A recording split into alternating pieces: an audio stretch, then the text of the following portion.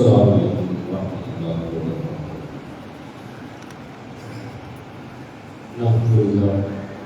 نحمده ونستعينه ونستغفره ونعوذ بالله من شرور أنفسنا ومن سيئات أعمالنا. من يهده الله فلا مضل له ومن يضلل فلا هادي له. وأشهد أن لا إله إلا الله وحده لا شريك له وأشهد أن محمدا عبده ورسوله. يا أيها الناس اتقوا ربكم الذي خلقكم من نفس واحدة وخلق منها زوجها وبث منهما رجالا كثيرا ونساء. واتقوا الله الذي تساءلون به والأرحام إن الله كان عليكم رقيبا. يا أيها الذين آمنوا اتقوا الله حق تقاته ولا تموتن إلا وأنتم مسلمون.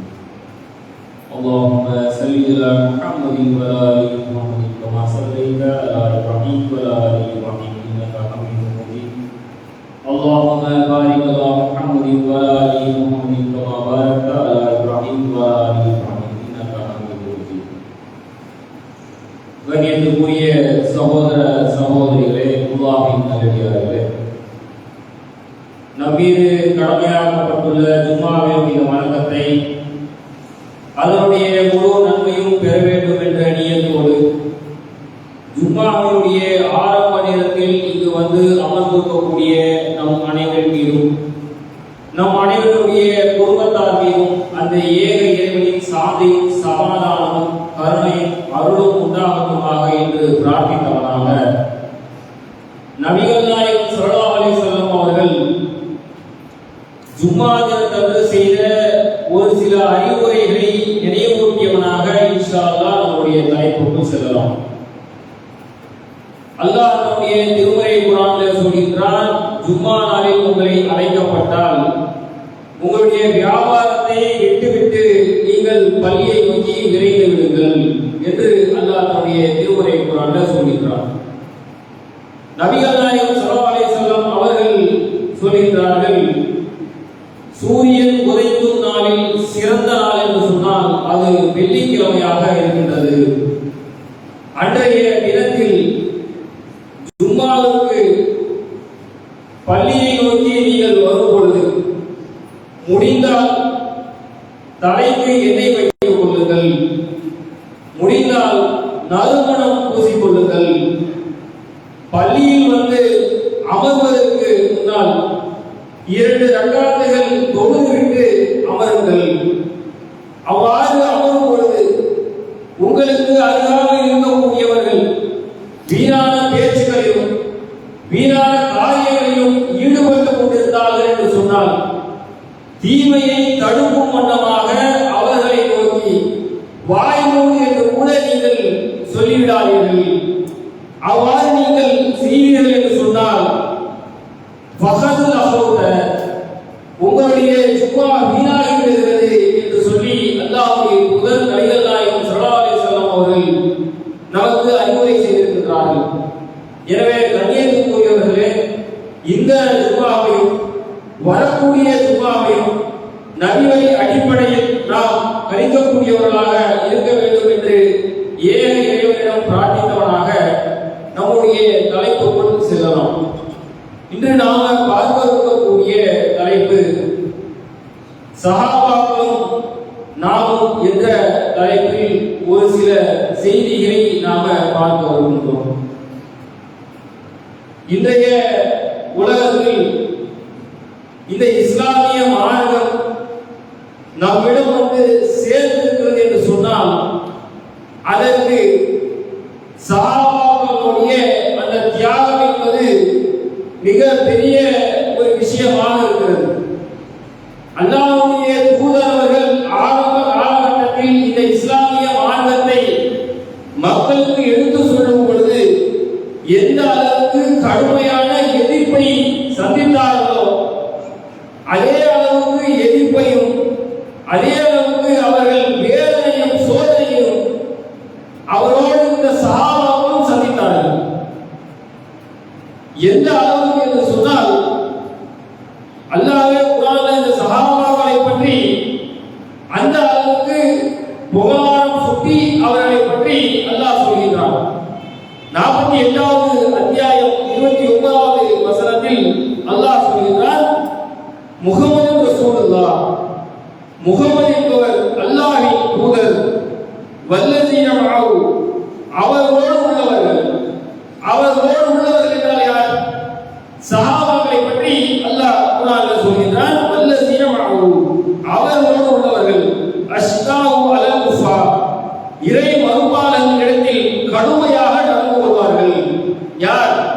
அல்லாஹ்வுடைய தூதரோடு உள்ளவர்கள் இறை மறுப்பாளர்களிடத்தில் கடுமையாக நடந்து கொள்வார்கள். ருஹம்மாஹும் பைனஹும், தங்களுக்கிடையில் அன்போடு பாசத்தோடு நடந்து கொள்வார்கள். சொல்லிவிட்டு அல்லாஹ் சொல்கிறான், தராஹும் ருக்அன் சுஜதை யப்தகூன ஃபஸலன் மினல்லாஹி வ ரிஸ்வானா. நபியே, அவரை நீங்கள் எப்படி பார்ப்பீர்கள் என்று சொன்னால், அல்லாஹ்வுக்கு சஜ்தா செய்பவர்களாக, ருக்கு செய்பவர்களாக நீங்கள் அவரை பார்ப்பீர்கள் என்று அல்லாஹ் தன்னுடைய திருமறை குர்ஆனிலே சஹாபாக்களை பற்றி அல்லாஹ் சொல்கிறான். இன்னும் மேலதிகமாக சொல்லும் பொழுது அல்லாஹ்வுடைய தூதர் சொல்றாங்க, புகாரியில 3673வது ஹதீஸாக இடம்பெற்றிருக்கிறது. அல்லாஹ்வுடைய தூதர் சொல்றாங்க, என்னுடைய தோழர்களை திட்டாதீர்கள், என்னுடைய தோழர்களை என்ன செய்யாதீங்க, திட்டாதீர்கள். உங்களில் ஒருவர் உஹுது மலை அளவுக்கு தர்மம் செய்தாலும் என்னுடைய தோழர் ஒருவர் செய்த அந்த தர்மத்துக்கு ஈடாகாது என்று சொல்லி அல்லாஹ்வுடைய தூதர் அவர்கள் சஹாபாக்களை பற்றி சொல்றாங்க. எந்த அளவுக்கு அவர்களுடைய தியாகம் என்பது இருந்திருந்தால் இந்த அளவுக்கு அல்லாஹ் அவர்களை பற்றி புகழாரம் சொல்லுவார்.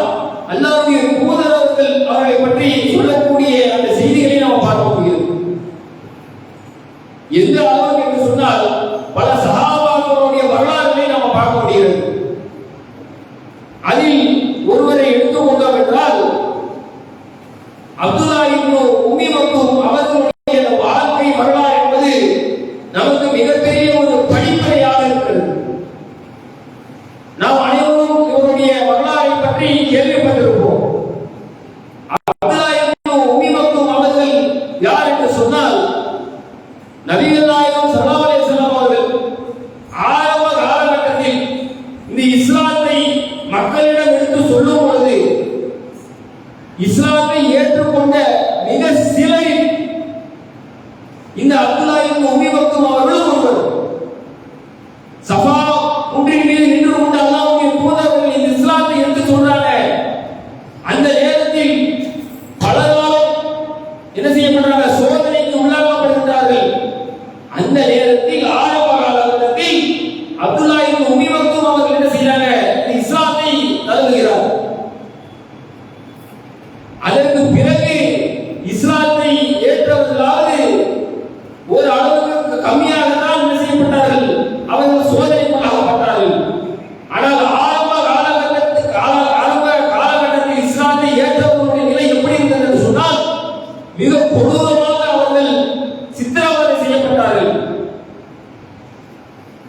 பிலால் அவர்களுடைய அந்த செய்தியை எடுத்துக்கொண்டோம் என்று சொன்னால் எந்த அளவுக்கு அவர்கள் கொடுமை செய்யப்பட்டார்கள். பிலால் யாரு? ரமலான் மாதத்தில் 2 பாங்குகள் சொல்லப்படும். அதில் சஹருடைய பாங்கு சொல்லக்கூடியவர் பிலால் அவர்கள், ஃபஜ்ருடைய பாங்கு சொல்லக்கூடியவர் அப்துல்லா இப்னு உம்மி மக்தூம் அவர்கள். அந்த பிலால் அவர்கள் எந்த அளவுக்கு கொடுமை செய்யப்பட்டார்கள் என்று சொன்னால், சுட்டெரிக்கும் நெருப்பில் அவரை என்ன செய்யப்படுகிறது, அப்படியே அவர் படுக்க வைக்கப்படுகிறார். அப்படியே அவர் படுக்க வைத்தால் அந்த வேதனை அவருக்கு கம்மியாகத்தான் உணரப்படும் என்று சொல்லி இரும்பு அந்த கவசத்தை அவருடைய உடம்பில் மாற்றிவிட்டு அந்த பாலைவன நெருப்பில் அவர் அந்த பாலைவன மண்ணில் அவர் என்ன செய்யப்படுகிறது, போடப்படுகிறார். அந்த இரும்பு கவசம் அந்த வெயிலின் காரணமாக அதிக வெப்பத்தோடு இருக்கக்கூடிய நிலையில் அவர் சித்திரவதை செய்யப்படுகிறார். இந்த அளவுக்கு ஆரம்ப காலகட்டத்தில் இஸ்லாத்தை ஏற்றவர்களுடைய நிலை மிக கொடூரமாக அவர்கள் வேதனை செய்யப்பட்டார்கள். இந்த வேதனைகளை எல்லாம் பார்த்துவிட்டு அல்லாஹ்வுடைய தூதர்கள் என்ன செய்கிறார்கள் என்று சொன்னால், குறைஷிகள் இருக்கிறார்கள் இல்லையா, அவர்களோடு ஒரு ஒப்பந்தம் செய்வதற்காக அல்லாஹ்வுடைய தூதர்கள் அந்த பெரும் தலைகளை சந்திக்கின்றார்கள். அந்த சந்திப்பில் யாரெல்லாம் அமர்ந்திருக்கிறார்கள் என்று சொன்னால், உத்பா என்று சொல்லக்கூடியவர், அபூ ஜஹில், வலித், உமைர் இப்னு கலப் என்று சொல்லக்கூடிய இவர்கள் எல்லாம் அந்த சபையில் அமர்ந்திருக்கிறார்கள்.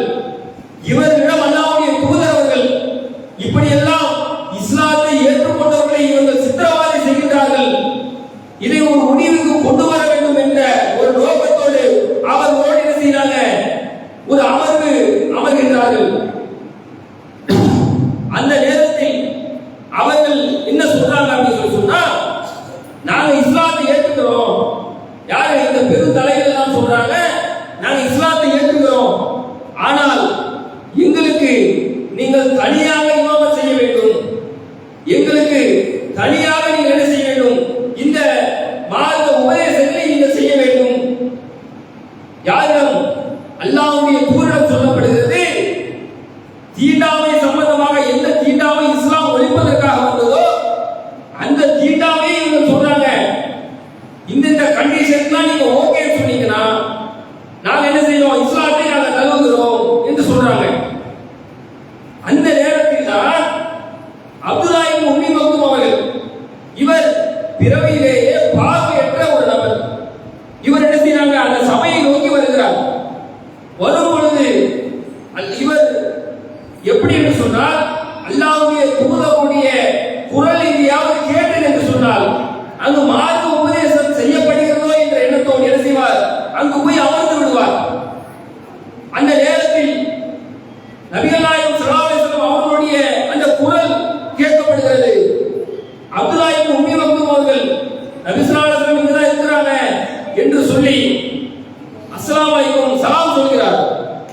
சலாம் சொன்னவுடன் அல்லாஹ்வுடைய தூதர் அவர்கள் என்ன செய்றாங்க, அவருடைய முகத்தை திருப்பிக் கொள்கிறார். கோபத்துடன் முகத்தை திருப்பிக் கொள்கிறார். எதற்காக? எந்த செய்தியை இவர்கள் நம்மிடம் கேட்கிறார்களோ, இந்த பெரும் தலைவர் இருக்கிறாங்களா இல்லையா, இவங்க எந்த விஷயத்தை இவர்களிடம் கேட்கிறாரோ அந்த விஷயத்தை இவர் முறியடிக்கும் விதமாக அந்த சபையில் வந்து ஒரு சலாம் சொல்றார். உடனே அல்லாஹ்வுடைய தூதர்கள் கடுகத்தை என்ன செய்யறாங்க, முகத்தை திருப்பிக் கொள்கிறார். திரும்பி சலாம் சொல்லாதவர் என்ன செய்யறாங்க, முகத்தை திருப்பிக் கொள்கிறார்கள். உடனே அல்லாஹ் என்ன செய்யறான், குர்ஆன்ல வசனத்தை இருக்கிறான். 80வது அத்தியாயம் 1வது வசனத்திலிருந்து 9வது வசனம் வரைக்கும் அல்லாஹ் இருக்கிறான். அவசவத்த அல்லாஹ் அஞ்சாவது ஆமா, பார்வையற்ற ஒரு நபர் தன்னிடம் வந்தபோது இதோ இவர் கடுகடுத்து விட்டார். யாரை பார்த்து அல்லாஹ் சொல்றான், அல்லாஹ்வுடைய தூதரை ஏதோ ஒரு 3வது மனிதரை பேசுவதை போல் இதோ இவர் கடுகடுத்து விட்டார் என்று சொல்லி அல்லாஹ் தன்னுடைய திருமறை குர்ஆனில் சொல்கிறான். وما يدرك انه يزكى او يذكر فتنفعه الذكرى. ஒருவர் இந்த இஸ்லாத்தை புறக்கணிப்பவரிடம் இவர் என்ன செய்கிறார், வலிந்து செல்கிறார். இதை விருப்பத்தோடு வருபவரிடம் இவர் கடுமையாக தன்னுடைய முகத்தை காமிக்கின்றார் என்று அல்லாஹ் தன்னுடைய அந்த குர்ஆனில் அந்த வசனத்தை சொல்லக்கூடியதை பார்க்கிறோம். அல்லாஹ் உடனே அந்த வசனத்தை இருக்கிறான். அல்லாஹ்வுடைய தூதர்கள் எப்போது இந்த வசனம் இறக்கப்பட்டதோ, பொதுவாக ஒரு மனிதரை கடுமையாக விமர்சிக்கும் பொழுது அந்த விமர்சனத்துக்கு காரணமானவர் மீது கோபம் வரும். ஆனால் அல்லாஹ்வுடைய தூதர்கள் இந்த வசனத்திற்கு பிறகு அப்துல்லா இப்னு உம்மி மக்தூம் அவர்கள் மீது அதிகமாக பாசம் செலுத்துகிறார், அதிகமாக அவர்களை அன்பு கொள்கிறார்கள். அவர்களுக்கு அதிகமாக அவங்க என்ன செய்யறாங்க, பொறுப்புகள் கொடுக்கிறாங்க. எந்த அளவுக்கு என்று சொன்னால், அப்துல்லா இப்னு உம்மி மக்தூம் அவர்களுக்கு வாங்க சொல்லும் பொறுப்பை அல்லாஹ்வுடைய தூதருக்கு கொடுக்கிறாங்க. நபிகள் நாயகம் ஸல்லல்லாஹு அலைஹி வஸல்லம் அவர்கள் போருக்காக வெளியூருக்கு செல்லும் பொழுது மதீனா நகரத்தில் இமாமத் செய்வதற்கான பொறுப்பை அப்துல்லா இப்னு உம்மி மக்தூம் அவர்களுக்கு அல்லாஹ்வுடைய தூதர் அவர்கள் கொடுக்கிறாங்க. இப்படி பல பொறுப்புகளை நபிகள் நாயகம் ஸல்லல்லாஹு அலைஹி வஸல்லம் அவர்கள் கொடுக்கிறாங்க. இவர் இயற்கையாகவே எப்படிப்பட்ட ஒருவர் என்று சொன்னால், அப்துல்லா இப்னு உம்மி மக்தூம் அவர்கள் அதிகமாக நன்மையை செய்ய வேண்டும் என்ற எண்ணம் உடையவர். எப்படியாவது நன்மையை சம்பாதிக்க வேண்டும், மறுமையில் வெற்றி பெற வேண்டும் என்ற எண்ணம் உடையவர் அப்துல்லா இப்னு உம்மி மக்தூம் அவர்கள். ஒரு நாள் அல்லாஹ்வுடைய தூதர்கள் குர்ஆன் வசனம் இறங்கப்படுகிறது. அல்லாஹ்வுடைய தூதர் சொல்றாங்க, போருக்கு செல்வோரும் போருக்கு செல்லாதவரும் சமமாக மாட்டார்கள் என்று குர்ஆன் வசனம் இறக்கப்படுகிறது. அப்போது அப்துல்லா இப்னு உம்மி மக்தூம் அவர்கள் சொல்றாங்க, நான் பார்வையற்றவனாக இருக்கின்றேன், எனக்கு இந்த போரில் செல்லக்கூடிய அந்த வாய்ப்பு இல்லையா என்று கேட்கும் பொழுது அல்லாஹ்வுடைய தூதர் அவர்கள் நீங்கள் போருக்கு செல்ல வேண்டாம் என்று சொல்லி அவர்களை தடுக்கிறாங்க. உடனே அல்லாஹ் இன்னொரு வசனத்தையும் இறக்கிறான், யார் ஒருவர் போருக்கு செல்ல வேண்டும் என்ற நல்லெண்ணத்தோடு அந்த சபையில் அமர்ந்திருக்கின்றார்களோ அவருக்கு அல்லாஹ் என்ன செய்கிறான், நற்கூலியை வழங்குகின்றான் என்ற இந்த வசனத்தை இறங்கிய பிறகு அப்துல்லா இப்னு உம்மி மக்தூம் அவர்கள் என்ன செய்றாங்க, அமைதியாகிறாங்க. இருந்தாலும் அவருக்கு இந்த போரில் கலந்து கொள்ள வேண்டும் என்ற எண்ணம் இருந்து கொண்டே இருந்தது. நபிகள் நாயகம் ஸல்லல்லாஹு அலைஹி வஸல்லம் அவருடைய காலத்தில் ஒரு போர் வருகிறது. அந்த நேரத்தில் அப்துல்லா இப்னு உம்மி மக்தூம் அவர்கள் அல்லாஹ்வுடைய தூதரிடம் போறாங்க, அல்லாஹ்வுடைய தூதரே, எனக்கு இந்த போரில் கலந்து கொள்வதற்கான வாய்ப்பை கொடுங்க. நபி ஸல்லல்லாஹு அலைஹி வஸல்லம் சொல்றாங்க, இல்ல வேண்டாம். சஹாபாக்கள் சொல்றாங்க, அவர் கலந்துட்டோம், இல்ல முடியாது என்று சொல்லி ரசூலுல்லாஹ் என்ன செய்றாங்க, அவரை கலந்து கொள்ளாமல் அவரை தடுத்து நிறுத்துறாங்க. கண் தெரியாதவர், பார்வையற்றவர் எப்படி போரில் கலந்து கொள்வார்? நபி ஸல்லல்லாஹு அலைஹி வஸல்லம் அவருடைய காலத்திற்கு பிறகு அபூபக்கர் சித்திக் ரலியல்லாஹு அன்ஹு அவருடைய ஆட்சிக்கு பிறகு உமர் ரலியல்லாஹு அன்ஹுடைய ஆட்சி காலத்தில் ஆபிசியா போர் என்று சொல்லக்கூடிய ஒரு போர் நடைபெறுகிறது. இது எப்படிப்பட்ட போர் என்று சொன்னால் மிகவும் உக்கிரமான போர். பொதுவாக போர்க்களத்தில் எதிரி படையினர் குதிரை படையோடு வரக்கூடியவர்களாக இருப்பார்கள், அம்பெரியும் வீரர்களோடு வரக்கூடியவர்களாக இருப்பார்கள். ஆனால் இந்த ஆபிசியா போரில் எதிரி படையினருடைய அந்த பலம் எப்படிப்பட்டது என்று சொன்னால் யானை படையை கொண்டு அவர்கள் வந்தார்கள். அந்த போரில் அல்லாஹ் என்ன செய்கிறான், மூமின்களுக்கு முஸ்லிம் படையினருக்கு வெற்றியை கொடுக்கிறான். அந்த போரில் அப்துல்லா இப்னு உம்மி மக்தூம் அவர்கள் கலந்து கொள்கிறார்கள். நபி ஸல்லல்லாஹு அலைஹி வஸல்லம் அப்துல்லா இப்னு உம்மி மக்தூம் அவர்கள் கேட்கிறாங்க, அல்லாஹ்வுடைய தூதரே, எனக்கு இந்த போர்ல கலந்து கொள்ள வாய்ப்பு கொடுங்க. நான் கண் தெரியாதவன், முஸ்லிம்களுடைய கொடியை கையில் பற்றி கொண்டு நான் இருக்கிறேன். என்னை நீங்கள் முஸ்லிம் படையினருக்கும் இறை மறுப்பாளர்களுக்கும் நடுவில் என்னை நிறுத்துங்கள். நான் பார்வையற்றவன், எதிரிகள் என்னை நோக்கி வந்தாலும் நான் இரண்டு ஓட மாட்டேன். அதே இடத்தில் கொடியை பற்றி கொண்டு நான் நிற்பேன், என்னை நிற்க வைங்கள் என்று சொல்றான்.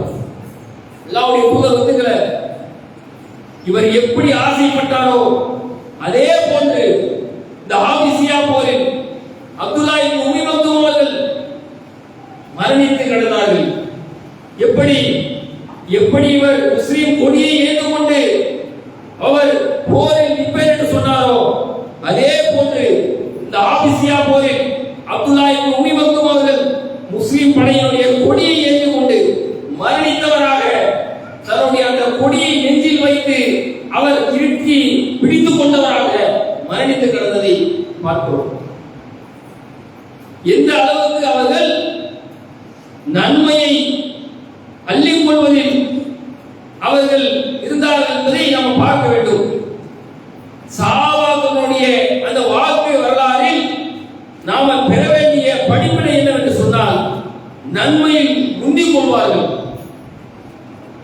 மரணமே வந்தாலும் சரி, இஸ்லாமிய மார்க்கத்தை பிறருக்கு எடுத்துச் சொல்வதில் சிறிதும் அவர்கள் தயங்க மாட்டார்கள். இன்றைக்கு நம்மளுடைய இந்த மார்க்கம், இஸ்லாமிய மார்க்கம் நம்மிடம் வந்திருக்கிறது. நாம் இந்த இஸ்லாமிய மார்க்கத்தை பின்பற்றுகிறோம், 5 வேளை தொழக்கூடியவர்களாக இருக்கிறோம். காரணம் என்ன? சஹாபாக்களுடைய தியாகம். அவர்கள் நன்மையை நாடி அல்லாஹ்வுடைய தூதரிடம் கட்டுப்பட்டு நடந்த அந்த ஒரு காரணத்தினால் இன்றைக்கு இஸ்லாம் நம்மிடம் வந்து சேர்ந்திருக்கிறது. எந்த அளவுக்கு சஹாபாக்கள் அவர்களுடைய அந்த வாழ்க்கையை அர்ப்பணித்தார்கள் என்று சொன்னால், நமக்கு இன்றைக்கு 3 வேளை உணவு உண்பது சிரமமான ஒரு விஷயமா? ஆனால் சஹாபாக்களுடைய காலத்தில் எப்படி அவர்கள் இருந்தார்கள் என்று சொன்னால், அப்துல் ரஹ்மான் பின் அவுஃப் அவர்கள் ஒரு முறை அவர்களுக்கு உணவு கொண்டு வந்து கொடுக்கப்படுகிறது. உணவு கொடுக்கப்பட்டால் அந்த உணவை பார்த்துவிட்டு கண் கலங்கி அழுகிறார். உணவை பார்த்து யாரும் அழுவார்களா? ஆனால் அவர் அழுகிறார். எதற்காக அழுகிறீங்க என்று கேட்கும் பொழுது அவர் சொல்கிறார், என்னை விட இந்த மார்க்கத்திற்காக கஷ்டப்பட்டவர்கள், இந்த மார்க்கத்துக்காக உயிரை விட்டவர்கள் ஏராளமானவர்கள் இருக்கின்றார்கள். ஆனால் எனக்கு இந்த உணவை இன்னைக்கு கொடுக்கப்படுகிறது. அல்லாஹ் என்னுடைய கணக்கை இந்த உலகத்தில் முடித்து விடலாம் என்று நினைக்கின்றானோ தெரியலையே, மறுமையில் எனக்கு அல்லாஹ் எனக்கு நன்மை கொடுக்க மாட்டானோ என்று சொல்லி அந்த உணவை பார்த்துக் கொண்டு கதறி அழக்கூடிய சஹாபாக்கள், அவருடைய வாழ்க்கை வரலாறு இருந்து பல படிப்பினைகளை நாம் இன்றைக்கு பெற முடியும். ஆனால் இன்றைக்கு நாம் இந்த மார்க்கத்தை, இந்த சத்திய கொள்கையை பிறருக்கு எடுத்து சொல்வதில் எந்த அளவுக்கு அலட்சியமாக இருக்கின்றோம் என்பதை ஒவ்வொருவரும் சுய பரிசோதனை செய்து கொள்ள வேண்டும்.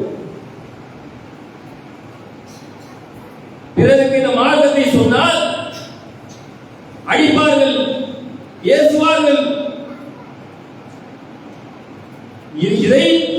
இதற்கும் தாண்டி சஹாபாக்கள் அவர்கள் படாத வேதனைகளா? இந்த மார்க்கத்தை சொன்னதன் காரணமாக அவர்கள் சந்திக்காத அவமானங்களா? நபி ஸல்லல்லாஹு அலைஹி வஸல்லம் அவர்களை பார்த்து இவர் பைத்தியக்காரர் என்று சொல்லி அவமானப்படுத்தினார்கள். அவர்கள் எல்லாம் சந்திக்காத ஒன்றையா நாம் இன்றைக்கு இந்த உலகத்தில் இந்த சத்திய மார்க்கத்தை சொல்லும் போது சந்தித்துருவோம்.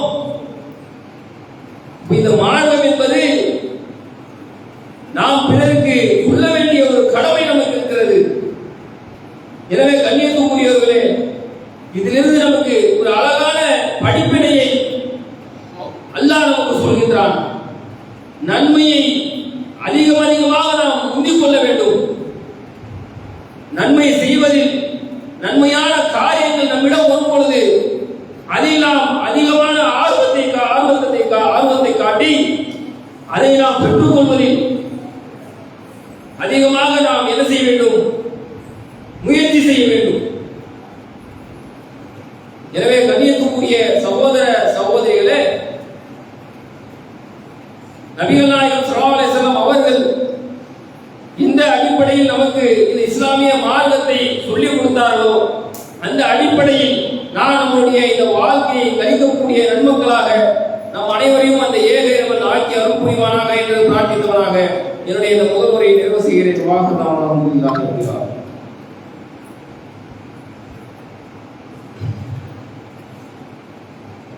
அஸ்ஸலாமு அலைக்கும் வரஹ்மத்துல்லாஹி வபரகாத்துஹு.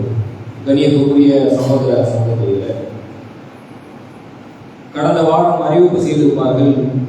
இந்த வாரத்தினுடைய ஜும்மா வசூல் ஆந்திரா தெற்கு மண்டலம் சித்தூர் பள்ளிவாசலுடைய கட்டுமான பணிக்காக வசூல் செய்யப்படும் என்பதை கடந்த வாரம் அறிவிப்பு செய்திருப்பார்கள்.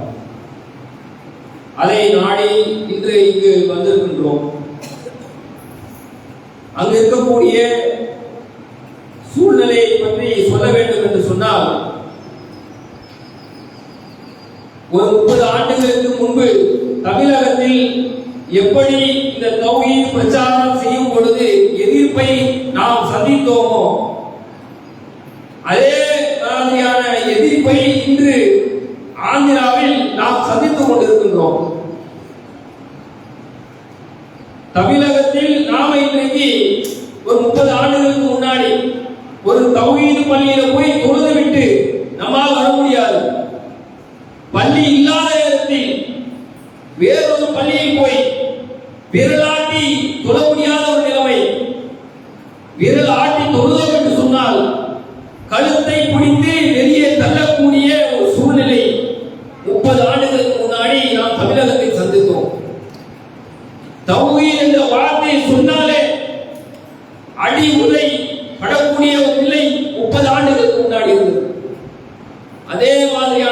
சூழ்நிலை தற்போது ஆந்திராவில் சந்தித்துக் கொண்டிருக்கின்றோம். அங்கு நமக்கு ஒரு வாடகை பள்ளியை வாங்கி இன்றைக்கு நாம் கிளையை நடத்தி கொண்டிருக்கின்றோம். எப்படிப்பட்ட சூழல் என்று சொன்னால், பள்ளி இல்லை, ஆனால் இந்த பிரச்சார பணியை மட்டும் கைவிடவில்லை.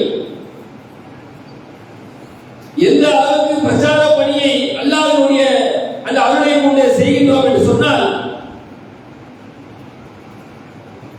அங்கு கவர்மெண்ட் ஹாஸ்பிட்டல்ல நம்ம என்ன செய்யறோம்னா, ஒரு ஆட்டோவை வந்து சொந்தமாக வாங்கி அங்கு வரக்கூடிய கவர்மெண்ட் ஹாஸ்பிட்டலுக்கு வரக்கூடிய கர்ப்பிணி பெண்களுக்கும் முதியோர்களுக்கும் ஊனமற்றவர்களுக்கும் 10 கிலோமீட்டர் சரௌண்டிங் என்ன செய்யறோம், இலவசமாக அவர்களுக்கு நாம கொண்டு போய் வீட்டில் இருக்கிறது.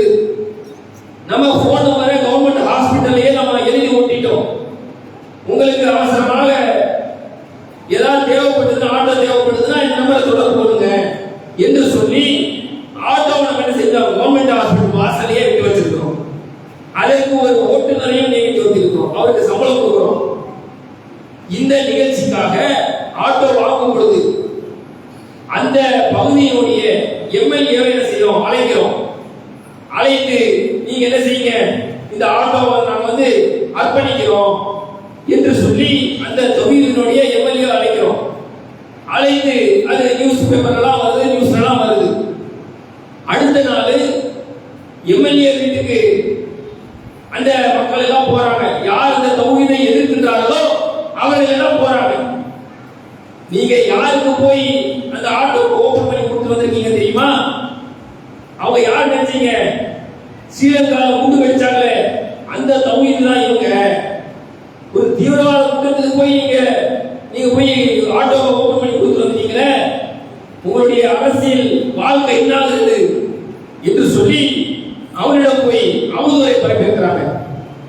உடனே அவர் ஒரு பிரஸ் மீட் அரேஞ்ச் பண்ணி சொல்றாரு, எனக்கும் அவங்களுக்கு சம்மந்தம் கிடையாது, ஏதோ கூட்டாக சொல்லி போனேன், மற்றபடி அவங்களுக்கு எனக்கு சம்மந்தம் கிடையாது என்று சொல்லி அவர்கள் என்ன செய்யறாங்கன்னா ஒரு பிரஸ் மீட் கொடுக்குறாங்க. உடனே நாம தலைமையை தொடர்பு கொள்றோம். இப்படி வந்து நம்ம மீது அவதூறு பரப்பப்படுகிறது. தலைமையுடைய அந்த ஆலோசனையின் அடிப்படையில் நாம் என்ன செய்யறோம், உடனே போலீஸ் ஸ்டேஷன்ல கேஸ் ஒரு கம்ப்ளைண்ட் கொடுக்கிறோம். இந்த மாதிரி எங்களை பத்தி அவதூறு சொல்றாங்க, ஸ்ரீலங்கால குண்டு வெடிச்சது நாங்க சொல்றாங்க அப்படின்னு சொல்லி எழுதி கொடுத்து இதுக்கு 50 லட்சம் ரூபாய் எங்களுக்கு என்ன செய்யணும், இதை நிரூபிக்காத விட்டால் 50 லட்சம் ரூபாய் எங்களுக்கு நீங்க என்ன செய்யணும்னா எங்களுக்கு நீங்க கொடுக்கணும் என்று சொல்லி கேஸ் எழுதி கொடுக்கிறோம். உடனே அவங்க கரிகலைக்கு போய் என்ன செஞ்சிட்டாங்க, உடனே வராங்க. வந்து இல்ல அவங்க அப்படிலாம் கிடையாது என்று சொல்லி மறுபடியும் அவர் எம்எல்ஏ போய் சந்திக்கிறாங்க. ஒரு இரத்த தான முகாம் நடத்தப்பட முடியல. இரத்த தான முகாம் நடத்துறோம் என்று சொன்னால் அதுல வந்து என்ன செய்யறாங்கன்னா, நீங்க இரத்த தான முகாமா தௌஹீத் ஜமாத் சொல்லி நடத்தக்கூடாது, வேற நீங்க ஏதோ ஒரு அமைப்பு சொல்லி நடத்தி, ஏதோ சும்மா முஸ்லீம்கள் என்று சொல்லி நடத்திக்கோங்க, தௌஹீத் ஜமாத் சொல்லி நடத்தக்கூடாது என்று சொல்லி அங்கு வந்து இடையூறு. இஸ்லாம் இனியமாக நடப்பதற்காக முயற்சி செய்கிறோம். மண்டபத்திற்கு வர விடாமல் அனைவரையும் மண்டப வாசலில் நின்று கொண்டு உள்ளே ஒருத்தர் கூட வரக்கூடாது. போலீஸ் ஸ்டேஷன்ல போய் கம்ப்ளைண்ட் கொடுக்குறோம், வாசல் நின்று பிரச்சனை பண்றாங்க, உள்ள வரவிட மாட்டேங்கிறாங்க. உடனே போலீஸார் பஞ்சாயத்து பண்ணி மெஜாரிட்டி எங்க இருக்கோ அவங்களுக்கு தானே சப்போர்ட் பண்ணுவாங்க. உடனே என்ன செய்யறாங்க, இவ்வளவு பிரச்சனை இருக்கும்போது நீங்க நடத்துறீங்க, எளிய மாதம் நடத்தாதீங்க, அவ்வளவு செலவு பண்ணி அவ்வளவு மக்களை அழைத்து அந்த எளிய மாதம் நடத்த முடியாம போச்சு. இப்படி ஏராளமான பிரச்சனைகளை சந்தித்து வருகின்றோம்.